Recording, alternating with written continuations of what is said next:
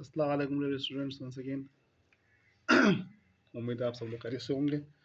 आज हम अपने मैथ्स के लेक्चर में 7.1 या 6.1 जो भी आपका एक्सरसाइज है उससे आगे बढ़ेंगे। और आज हम जो चीज़ पढ़ेंगे, अब हम जो चीज़ पढ़ना शुरू करेंगे, इससे पहले हम सारे मैट्रिक्स के कंसेप्ट लेते रहे हैं। अब हम जो चीज़ पढ़ना शुरू करेंगे वो मैट्रिक्स के ऑपरेशंस के पॉइंट ऑफ व्यू से हैं। ऑपरेशंस के पॉइंट ऑफ व्यू से सबसे पहली जो चीज़ है मैट्रिक्स में वो ट्रांसपोज है। लफ्ज़ क्या है? Transpose of matrix. Transpose of matrix. और ये यहाँ पर इसकी डेफिनेशन आपके सामने लिखी हुई नजर होगी। क्या कह रहा है कि अगर एक कॉलम्स का ऑर्डर गिवन हो और हम उसकी चेंज कर दें रोज इनटू कॉलम्स और columns into rows, then resulting matrix is called transpose of the given matrix. कि कहना क्या चाह रहा है? कह रहा है कि अगर हम किसी भी मैट्रिक्स की रोज और कॉलम्स को चेंज कर दें तो वो उसका ट्रांसपोज बनेगा। मसला क्या बात है, लेकिन मैं आपको दिखाता हूँ। सपोज करते हैं आपके पास एक मैट्रिक्स गिवन है। सपोज करते हैं आपके पास एक मैट्रिक्स गिवन है।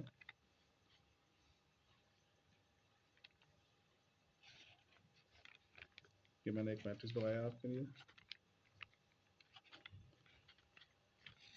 इसमें आप देख सकते हैं कि ये इसकी रोज है, दो रोज हैं इसमें, और ये इसके कॉलम्स है। इस तरह से इसके अंदर कॉलम्स बने हुए दो। अब होगा क्या कि ये जो रोज हैं मैं इनको इस तरतीब से लिख दूँ, और जो अगली रो है उसको मैं इस तरह से लिख दूँ। तो आप देखें कि जो रोज थी, ये 1 और 2 जो रोज थी वो कॉलम बन गई, और जो 3 और 5 कॉलम था वो, सॉरी रोज थी वो कॉलम बन गई। इसी तरह से जो 1 और 3 कॉलम था, जो 1 और 3 कॉलम था, ये कॉलम जो था 1 और 3, ये यहाँ पर आपके सामने रो बन गया है। और जो 2 और 5 कॉलम था ये आपके सामने यहाँ पर रो बन गया है। तो ये जो चीज़ बनी ये इस मैट्रिक्स का ट्रांसपोज कराएगी। और बात सारी क्या है कि जब हम लिखते हैं ट्रांसपोज को तो हम किस तरह से इसको लिखते हैं। अगर किसी भी मैट्रिक्स में आप कोई भी मैट्रिक्स लिख दिया जाए और मसलन में आपसे कहें कि इसका आपने ट्रांसपोज बनाना है, तो आपने जब एक मैट्रिक्स अगर मैंने दिया आपको कुछ इस तरह से, अब ये एक कॉलम मैट्रिक्स है जिसके अंदर सिर्फ एक कॉलम है और मैं इसका ट्रांसपोज बनाना कहूँ तो आप इसको किस तरह से बनाएंगे?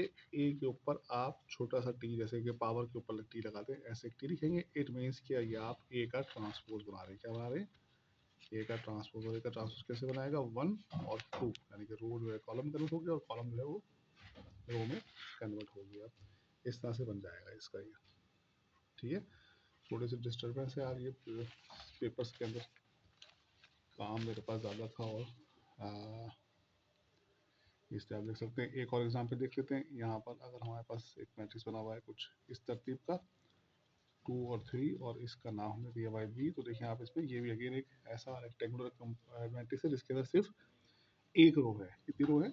एक रो है। इसी रो को हम कॉलम में कन्वर्ट कर देंगे तो हम क्या करेंगे? हम कहेंगे बी का ट्रांसपोज बना दीजिए। तो बी का ट्रांसपोज आपके पास बन जाएगा कुछ इस तरह से, 2 और 3 की शक्ल। ये बन गया आपके पास ट्रांसपोज बी का। ठीक है, इस कंसेप्ट को दिमाग में रखिएगा आपने। यहाँ पर इसी एग्जाम्पल आपको दी हुई है इसमें कि जो लेट कह रहा है कि अगर ए सपोज कर लो 2 और 3, तो ये अगर ऑर्डर ए, इसका ऑर्डर जो है 2 इंटू 1 हो तो जो ट्रांसपोज होगा उसका ऑर्डर 1 इंटू 2 रहेगा। देखिए रोज जो है वो कॉलम्स होंगे और कॉलम्स जो है वो रोज हो जाएंगे, ऑर्डर चेंज होगा। लेकिन 2 बाई 2 में ऑर्डर चेंज नहीं होगा। स्क्वायर मैट्रिक्स में ऑर्डर चेंज नहीं होता, लेकिन उसकी तरतीब बदल चेंज होती है। जैसे कि यहाँ पर आप देख सकते हैं कि 2 और 3 है। आप देख सकते हैं कि 2 और 2 और 3 है रोज में, तो यहाँ 2 और 3 कॉलम में आ गया। या 1 और 6 है रोज में, तो यहाँ 1 और 6 कॉलम में आ गया। जैसे यहाँ पर 2 और 1 कॉलम में था तो यहाँ पर ये 2 और 1 रोज में आ गया। और यहाँ पर 3 और 6 कॉलम रोज, 1 और 6 कॉलम में रोज में था तो यहाँ पर 1 और 6 कॉलम में आ गया। ठीक हो गया। ये है ट्रांसपोज ऑफ अ मैट्रिक्स। इसके बाद हम अगला जो टॉपिक देखेंगे इसी मैट्रिक्स के अंदर, अगले पेज पे हम लोग जाएंगे तो हमें वहाँ मिलेगा अगला टॉपिक। अगले टॉपिक जो हम देखेंगे वो टॉपिक है addition for equality of matrix, कि दो मैट्रिक्स इक्वल किस वक्त होते हैं। तो आप देख सकते हैं कि two matrix are said to be equal if they have the same order and their corresponding elements are equal.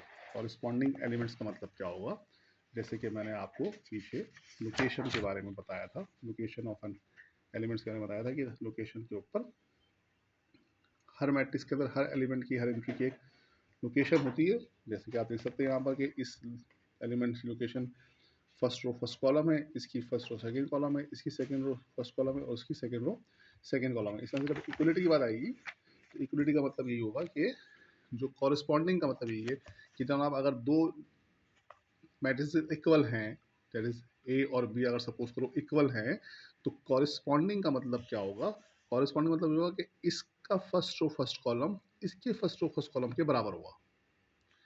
दोनों मैट्रिक्स का, यानी कि अगर दो मैट्रिक्स आपको दिया गया ए और बी, तो ए का फर्स्ट रो का फर्स्ट कॉलम का एलिमेंट बी के फर्स्ट रो के फर्स्ट कॉलम के एलिमेंट्स के बराबर होगा। जैसे कि आप इस एग्जाम्पल में देख रहे हैं जो मेरे सामने नजर आ रही है आपको स्क्रीन के ऊपर, और वो मेरी उंगलियां भी रखी हैं उसको देखिए। यहाँ पर फर्स्ट रो फर्स्ट कॉलम में 2 लिखा हुआ है इसने, और इस मैट्रिक्स में बी मैट्रिक्स में से फर्स्ट रो फर्स्ट कॉलम पे 1+1 लिखा हुआ है।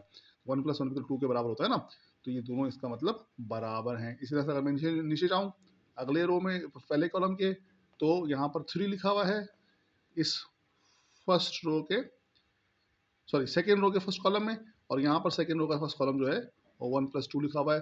1+2 भी तो 3 के बराबर होता है, इसका मतलब ये बराबर है। और अगर मैं ऊपर चलाऊँ वापस फर्स्ट रो के सेकंड कॉलम में, तो यहाँ पर जो ए मैट्रिक्स है उसके फर्स्ट रो के सेकंड कॉलम में 4 लिखा हुआ है, और यहाँ पर आप देख सकते हैं फर्स्ट रो के सेकंड कॉलम में 2+2 लिखा हुआ है। इसका मतलब ये दोनों आपस में बराबर हैं। और इसी तरह से जो चौथा एलिमेंट है सेकंड रो सेकंड कॉलम का, वो यहाँ पर 5 लिखा हुआ है, और ये second row second column B का 3+2 लगा हुआ है। तो इसका मतलब ये होगा कि ये ए और बी बराबर हैं, इनके ऑर्डर भी सेम है और इनके कॉरेस्पॉन्डिंग एलिमेंट भी सेम है। और इक्वलिटी ऑफ मैट्रिक्स के लिए दो कंडीशन इसने आपको बताई हुई है। एक तो ये कह रहा है कि जनाब जब हम इक्वलिटी की बात करेंगे तो सबसे पहले बात ये होगी कि उसका ऑर्डर बराबर होगा, दोनों मैट्रिक्स का ऑर्डर बराबर होगा। और दूसरी बात ये कि सिर्फ ऑर्डर बराबर होगा बल्कि कॉरेस्पॉन्डिंग एलिमेंट्स जो है ना, मैंने क्या सुना किया, कॉरेस्पॉन्डिंग एलिमेंट्स भी आपस में बराबर होंगे, कॉरेस्पॉन्डिंग एलिमेंट्स भी आपस में बराबर होंगे। और यहाँ पर देखें इस एग्जाम्पल के तौर पर आपको दिखा हुआ है कि ये पूछा है कि क्या ये 2 4 3 5 और ये 1 का स्क्वायर और 3 और 1+1 और अंडर 25 क्या बराबर हैं, तो इसका आंसर है नो। क्यों बराबर नहीं है, क्योंकि कॉरेस्पॉन्डिंग एलिमेंट्स आपस में बराबर है, ऑल्दो कि इनका ऑर्डर सेम है, इसका ऑर्डर भी 2/2 है, इसका ऑर्डर भी 2/2 है, लेकिन इनके कॉरेस्पॉन्डिंग एलिमेंट्स बराबर नहीं है। यहाँ पर 2 है, यहाँ पर 1 है, तो ये बात खत्म हो गई, ज़्यादा कॉरेस्पॉन्डिंग एलिमेंट्स के बराबर नहीं है, लिहाजा ये मैट्रिसेस दोनों आपस में बराबर नहीं होंगे। यहाँ पर मैट्रिसेस आपस में बराबर होंगे। अभी हम जब अगली क्लिप में आएंगे तो अगली क्लिप में हम हमारी एक्सरसाइज है 7.2 होगी या 6.2 होगी, आपके पास जो भी होगी उसके अंदर हम इक्वलिटी के बारे में पढ़ेंगे। ये प्रॉब्लम आएगा हमारे पास इन problem 1 2 3 determine whether two matrices are equal and explain your answer. अभी हम वापस आएंगे अगले क्लिप में तो फिर इस सवाल को सॉल्व करेंगे।